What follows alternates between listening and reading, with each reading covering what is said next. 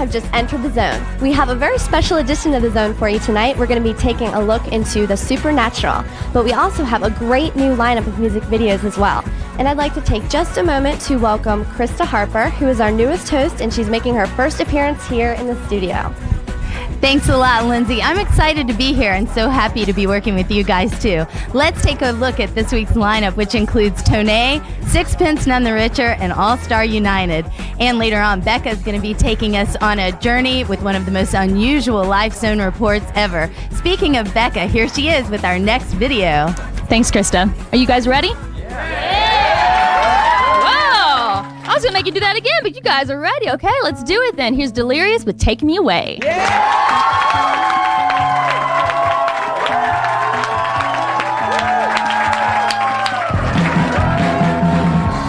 I'm in love with a girl. Everybody seems to know. I'll sing it loud, sing it 'cause I'm feeling proud of love. Oh yeah, this is love. You take me away to another place. You show me the way to a higher place. You take me away to another place. I'm seeing it all with a happy face. She could walk on the waves, crashing through my own desire. Swing and sway, dance until my demons fly away. This is love, this is love. Hey! You take me away to another place. You show me a way to a higher place. You take me away to another place. I'm seeing it all with a happy face.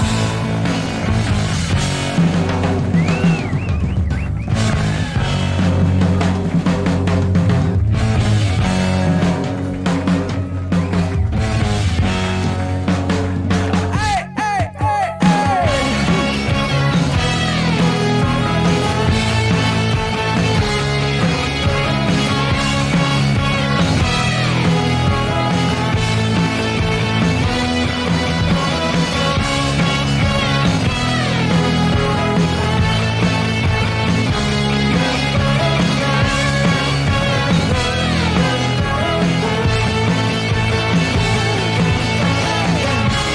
Take me away.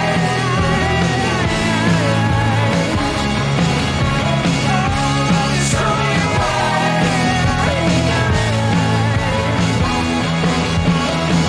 Will you take me away?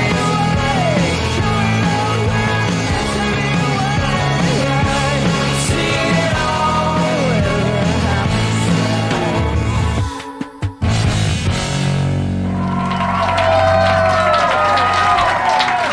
Hey there, I'm Becca. And I'm Jess. That was Delirious with Take Me Away. You saw those guys up close and personal, didn't you, Jess? Yeah, actually, I got to work in a booth at one of their concerts. It was so much fun. That's awesome. Okay, now it's time to kick it over to Krista, who's talking about what I think is the most intriguing topic we've ever had on the Zone. It's the supernatural. Thanks, Becca. What do the recent films, The Others, The Ring, Unbreakable, and The Sixth Sense all have in common? Well, in some way or the other, they all deal with different facets of the supernatural, like ghosts and spirits and goblins and things that go bump in the night. But what is the supernatural? What is it really? Is it something that's scary? Is it real? Is it evil? Or is it good? What do you think, Isaac? Do you think that the supernatural is just a figment of some Hollywood writer's imagination, or do you believe the supernatural is real? And if so, what exactly is the supernatural?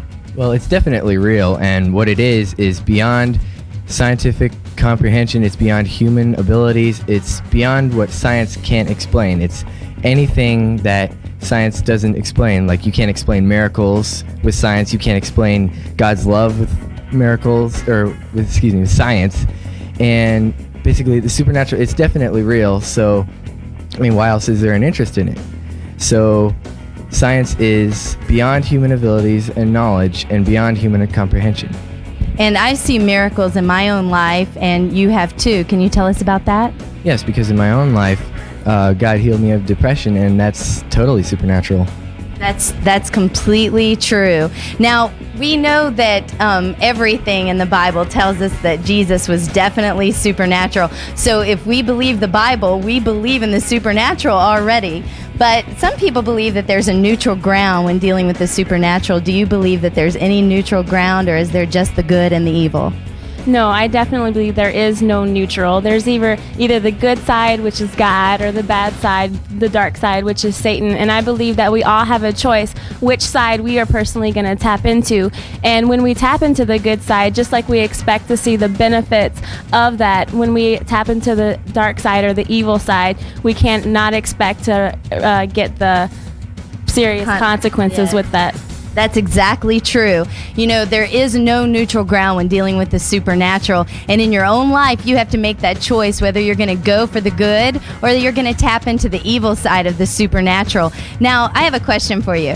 Do you think it's possible for someone to die and then come and talk about what happened to them in the afterlife? Well, we'll be talking more about that later. But now here's Lindsay with our next video. Thanks, Krista. Well, Mark's going to help me out with this next video. I really like the title of it. It's going to be played for the first time ever here on The Zone, and it's Tanae with About a Thing.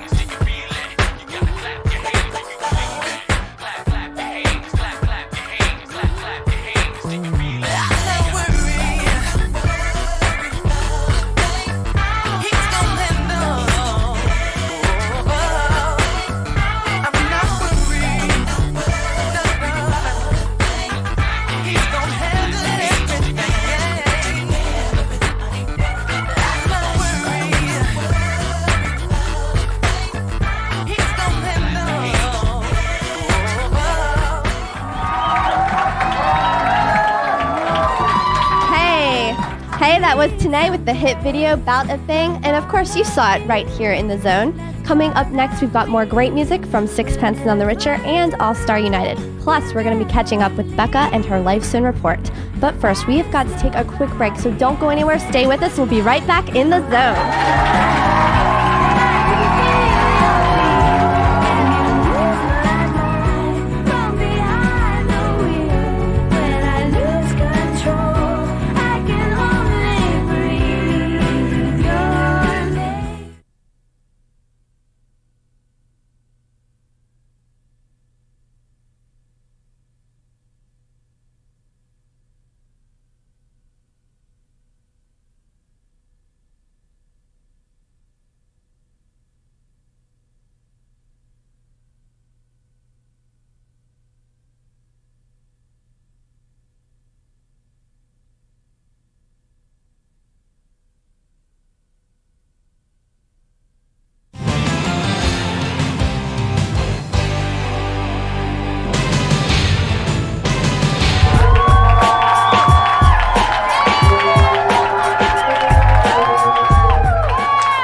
Welcome back to the Zone. Have you guys emailed us yet? If not, you could.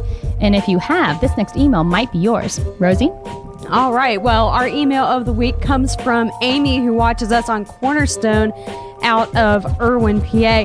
She writes, I think it's great that your show discusses important issues while also giving us great music. Keep up the great work. Well, thanks, Amy, and we're going to continue to discuss important topics on our show that are relevant to our viewers. And also, if you want your email read on the air or your favorite video played on our show, then you have to email us through our website, surfthezone.com. And if we use your email or video request, you could get a free t-shirt or CD just for doing that. I mean, whatever. That's so cool. And while you're there, you might as well click on topics to find out more information about the topics that we discuss every week. Now, let's get back to the music. Here's Breathe Your Name by Sixpence None the Richer here in the Zone.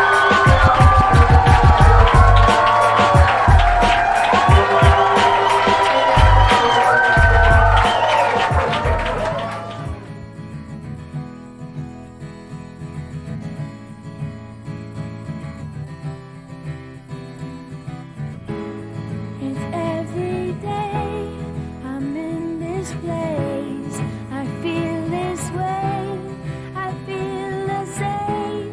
It's every day.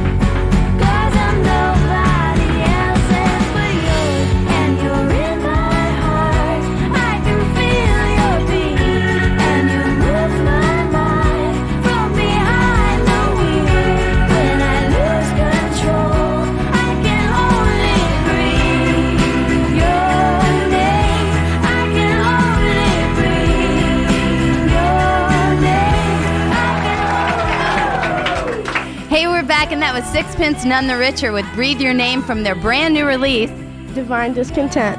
Now it's time for part one of a very special Life Zone report, and we're going to be with our very own Becca Pruitt-Denny, who's going to be talking to Howard Storm about dying, seeing what's out there in the afterlife, and coming back to tell us about it. Stay tuned for this Life Zone report. Here's Becca Pruitt-Denny.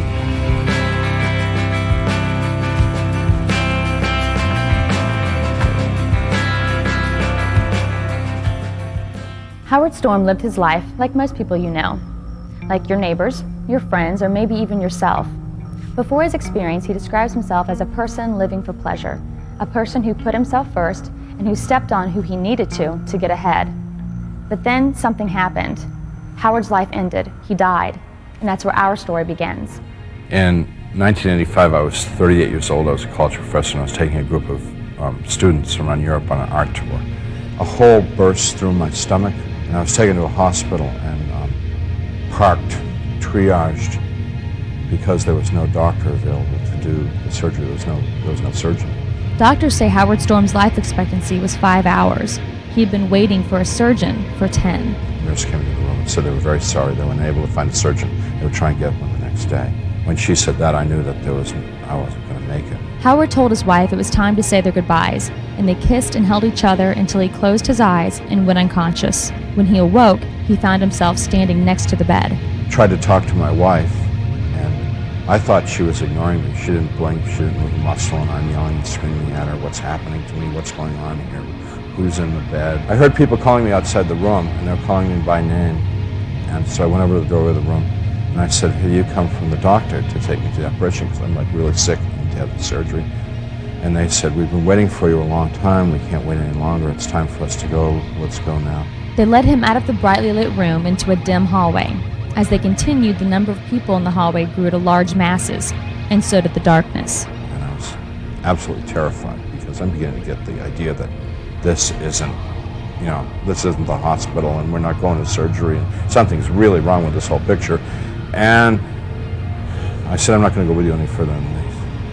Started to push and pull me at me, and I was fighting back, trying to get them off me. They were biting and scratching and tearing and doing unspeakable, horrible things to debase and humiliate me. And eventually I was on the floor of that place, too ripped up and broken up to stand or to move or anything. And I'm lying there, and I had like an eternity to think about my life. And the short version here is that as I thought about my life, I thought like I'd been a lousy son to my mother and father.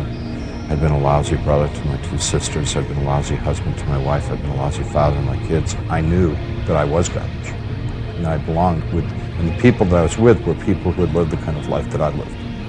A life of just seeking their own pleasure, getting away with whatever you can get away with, and they were going to be there forever, and I was going to be there forever with them. And I was going to become just like them.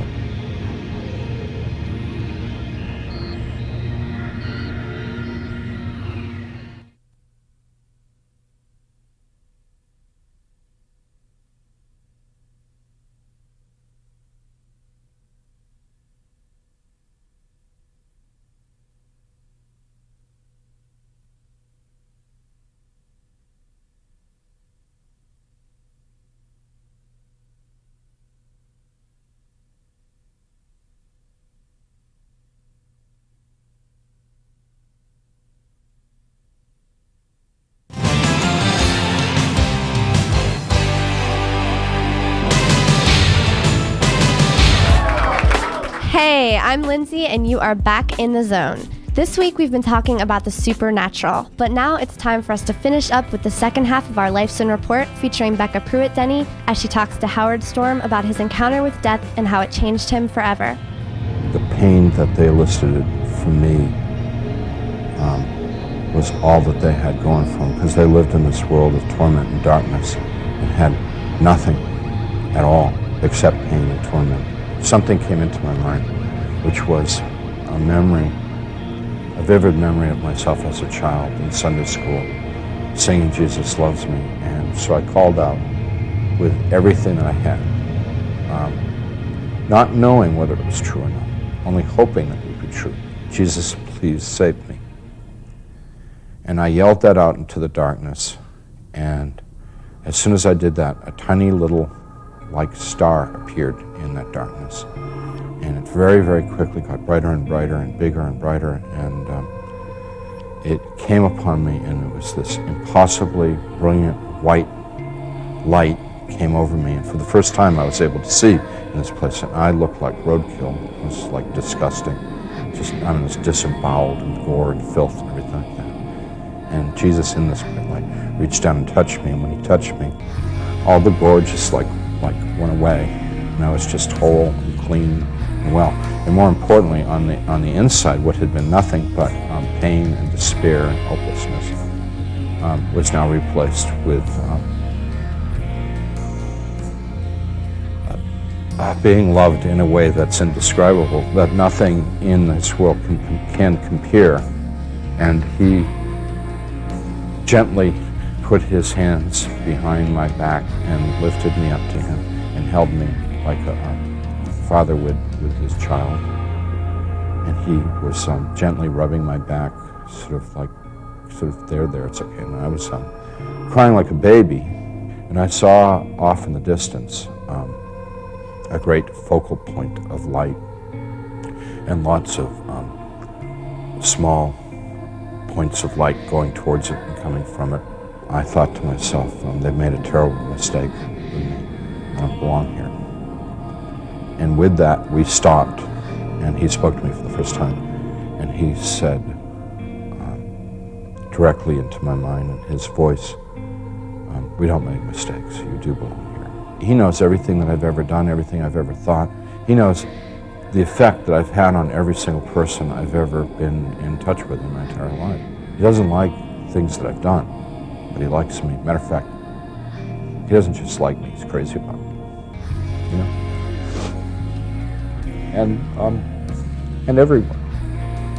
I mean, that's one thing people don't understand about Jesus, is how much he really likes us and wants us to be with him. Howard asked questions of Jesus and the angels, and they answered all of them until he understood. He asked to go to heaven, but was told no, he wasn't ready. He needed to go back and start loving people the way God intended. He was sent back to earth, back to the hospital bed, and was immediately operated on. Howard Storm had an experience some people would call out of this world or supernatural. Most people have a difficult time believing such extraordinary things, but if you look at the Bible, it's filled with extraordinary event after extraordinary event. Look at Jesus. He walked on water. He read people's minds. He predicted the future. He made sick people perfectly well the way doctors only wish they could do. He suffered a gruesome death, and then 3 days later, after being buried, came back to life. I don't know about you, but I consider those things pretty supernatural.